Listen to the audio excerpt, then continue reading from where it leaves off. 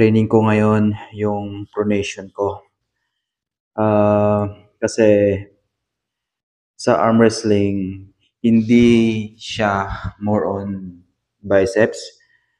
In my last 2 years na nagtitrain ako sa arm wrestling, more on biceps ako nun. Ganito, ah, puro partial biceps. Tsaka nagtitrain din ako dati ng side pressure. Also rising, tinitrain ko yan. Pero yung hindi ko nabigyan ng attention dati is yung yung pronation ko, tsaka yung cupping, hindi ako nag-train ng cupping, tsaka yung sa rest ko, hindi ko siya natitrain dati. Kaya nung mga time na yon, nung dito lang ako nun sa Saudi, pagka merong mga kakilala ko, nag-arm wrestling kami, yung hindi mga uh, into arm wrestling sport, yung hindi nila hilig. Although mga nag-gym sila, pero wala silang idea talaga on different techniques on arm wrestling. Kaya nananalo ako palagi. Pero, nung umuwi ako ng Pinas ng vacation, doon ko talaga na-try yung strength ko. Nung nakipag-sparring ako sa mga pro arm wrestler sa Pilipinas. Yung talagang mga nag-arm wrestling talaga yung sumasali na sa mga event. Yung first match ko, yung naka-sparring ko yung lightweight champion nila. Maliit lang kasi yun siya, nasa 65 kilos lang. Tsaka ng time na yon, nung dumating ako doon, siguro pagod na rin siya. Kaya yun, natalo ko siya.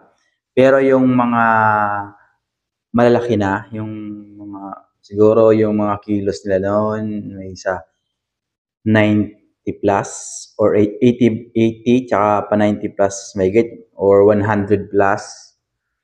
And then mga arm wrestling talaga yun, sumasali sa mga event. Doon ko talaga na try yung strength ko. Una kong nakalaban sa doon sa may papuntang Divisoria sa Yosico Street. Yung mga kasama nila Kusog Sarig. Una akong nakalaban, mas matangkad pa ako sa kanya ng konti pero mas malaki siya. And then, ano na kasi yun, sabi niya sa akin, matagal na daw talaga siyang nag-arm wrestling. So, yun talaga, marunong talaga siya. So, anong nangyari nun, yung grip strength ko, andon, malakas yung grip strength ko and bicep. Pero, tsaka side pressure ko, okay, malakas.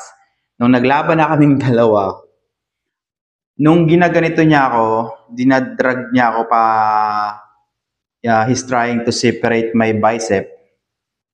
Ang napansin ko doon, yung dito ko, yung wrist ko, ay hindi pala talaga ganong kalakas. Mahina pala talaga yung wrist ko.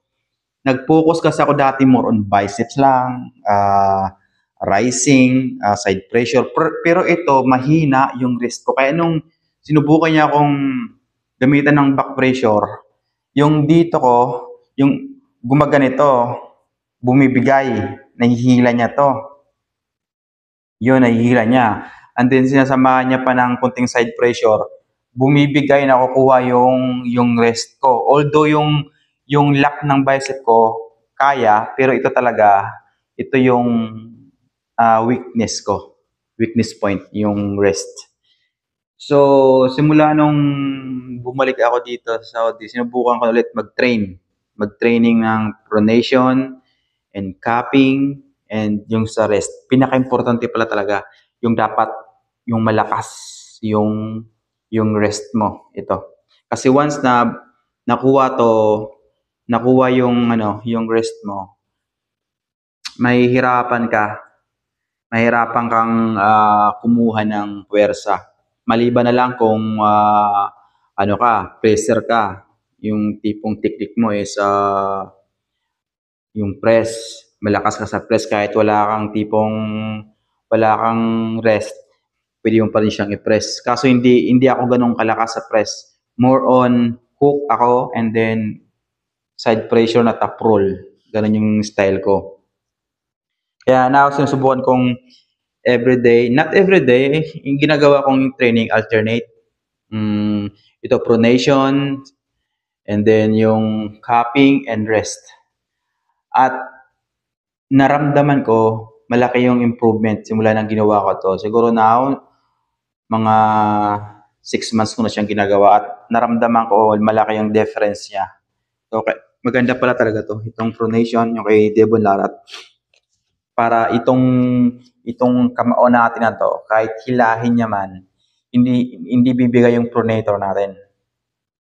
Tapos, yung isa pa, yung isa kong training, yung cupping tsaka rest. Pinapalakas ko yung rest ko. Oh, ginagawa ko dito, 7 sets. More on single repetition. Kagaya ng ginagawa ni Devon, yun yung ginagaya ko.